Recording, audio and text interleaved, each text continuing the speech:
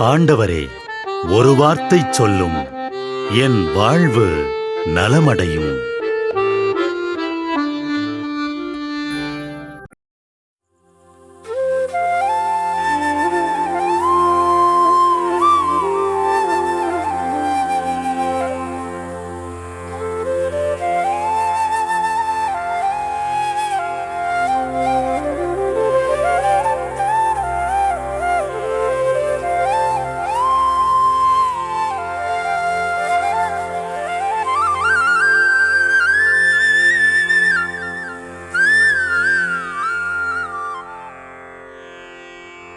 தந்தை, மகன், தூய ஆவியின் பெயராலே ஆமென்.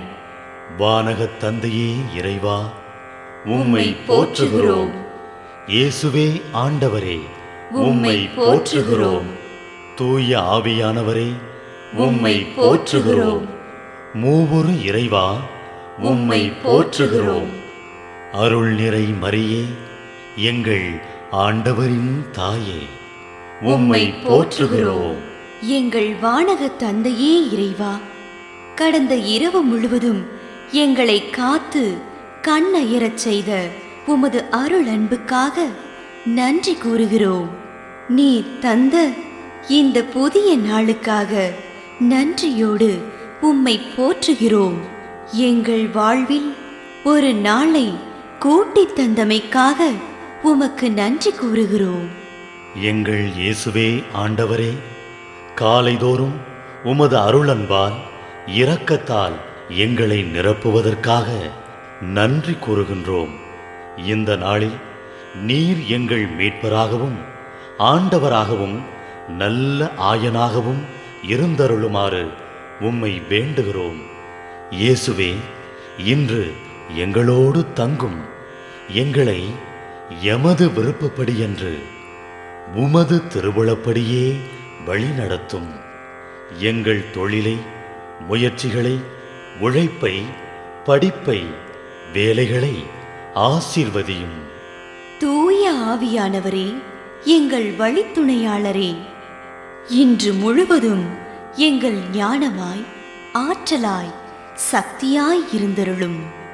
தீமைகளை வெல்ல இந்நாளில் எங்களுக்கு மன உறுதியை தாரும்.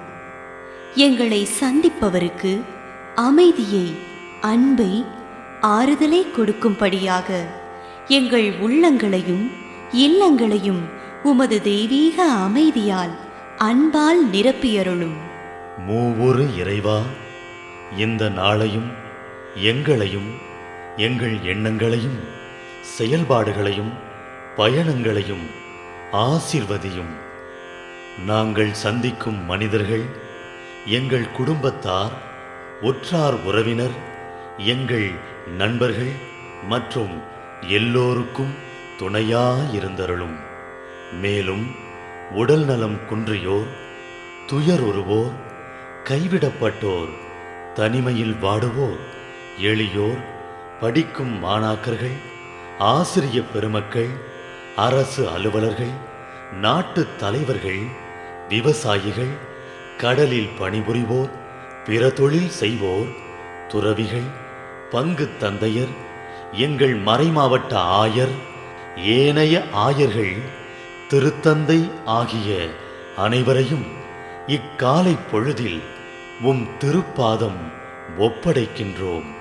அனைவரையும் ஆசீர்வதித்து பாதுகாத்து வழிநடத்தியருளும். அம்மா மரியே, எங்கள் ஆண்டவரின் தாயே, உம் கருணை மிகு அருட்பார்வை எனும் அடைக்கல கோட்டைக்குள்ளே இன்று முழுவதும் எங்கள் ஒவ்வொருவரையும் அரவணைத்து, எந்த சூழ்நிலையிலும் உம்மையும் உம் திருமகன் இயேசுவையும் விட்டு பிரியாதபடி எங்களை பாதுகாத்து வழிநடத்தி அருளும். எங்கள் நல்ல தந்தையே, கேட்டதெல்லாம் கிடைக்கும் என்ற தளராத உறுதியோடும் விசுவாசத்தோடும் எங்கள் அன்னையாம் மரியாளின் பரிந்துரையில் நம்பிக்கை வைத்து இந்த மன்றாட்டுக்களை எங்கள் ஆண்டவராகிய இயேசு கிறிஸ்து வழியாகவும் தூய ஆவியானவர் வழியாகவும் உம்மிடம் சமர்ப்பிக்கின்றோம். எங்கள் வானகத் தந்தையே, போற்றி போற்றி. எங்கள் ஆண்டவராகிய இயேசுவே, போற்றி போற்றி. தூய ஆவியானவரே, போற்றி போற்றி. மூவொரு இறைவா, போற்றி போற்றி. என்று போற்றி மகிழும் எங்கள் இதயத்தை உமது தெய்வீக வல்லமையால் நிரப்பி இந்த நாள் முழுவதும் எங்களை பாதுகாத்து வழிநடத்தியருளும் எங்கள் நல்ல தந்தையே, ஆமென். மலாக்கி 3:8. மனிதர் கடவுளை கொள்ளையடிக்க முடியுமா? நீங்கள் என்னை கொள்ளையடிக்கிறீர்கள். எவ்வாறு நாங்கள் உம்மை கொள்ளையடிக்கிறோம் என்று வினவுகிறீர்கள். நீங்கள் தர வேண்டிய 10% காணிக்கையிலும் தான். நம் தேவைக்கு அதிகமாக இருப்பது ஏழ்மைக்கு எதிரான பாவம் மட்டுமல்ல, அடுத்தவர்களுக்கு உரியதை கொள்ளையடித்தல் ஆகும். கடவுளிடமும் நேர்மையாய் நடந்து கொள்ள வேண்டும். நம்முடைய அனைத்தையும் நம்மையும் கடவுளிடமிருந்துதான் பெற்றுக்கொண்டோம். ஆனாலும் அன்பின் நன்றியின் வெளிப்பாடாக 10% கடவுளுக்கு காணிக்கையாக தருவது சட்டம். அதை தராது இருந்தால் பாவம். நம்முடைய உழைப்பின் பயனை மட்டுமல்ல, நம்முடைய நேரத்திலும் 10% இறைவனிடம் அர்ப்பணிக்க வேண்டும். ஒவ்வொரு நாளும் அவருக்குரிய நேரத்தை தராது போனாலும் அவருக்குரியதை கொள்ளையடித்தல் ஆகும். இன்றைய சூழலில் பணத்தை காட்டிலும் நேரம்தான் மிக உயர்ந்ததாக இருக்கிறது. நமது உழைப்பின் பயனையும் திறமையையும் நேரத்தையும் கணக்கிட்டு அதில் ஒரு பங்கை நல் மனதுடன் கடவுளுக்கு காணிக்கையாக்குவதில் இருக்கும் கவனம் குறைந்து விடாதிருக்க விழிப்பாய் செயல்படுவோம்.